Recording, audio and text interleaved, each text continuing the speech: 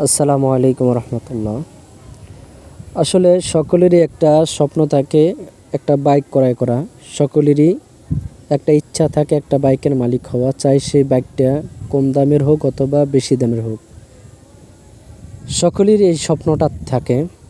তো যাই হোক, আমি যাদের এই বাইক কেনার স্বপ্ন আছে আমি তাদেরকে বলতেছি যে আসলে বর্তমানে সবচাইতে বেশি অ্যাক্সিডেন্ট বাইকই হয়। একটা বাইক একটা মানুষের জীবন কেড়ে নেয়। এজন্য যারা বাইক ক্রয় করবেন আমি তাদেরকে বলতেছি আপনারা বাইক না কিনে একটা সাইকেল ক্রয় করেন প্রয়োজন সারার জন্য। বাইক অনর্থক কিনে কোনো লাভ নাই, যদি বেশি প্রয়োজন হয় তাহলে বাইক ক্রয় করেন। বাইক এমন একটা জিনিস, যদি কেউ এই বাইকে অ্যাক্সিডেন্ট করে তাহলে তার চলার অবস্থা থাকে না। অন্য অন্য গাড়িতে অ্যাক্সিডেন্ট করলে চলার অবস্থা থাকে, বাইকে চলার অবস্থাই থাকে না।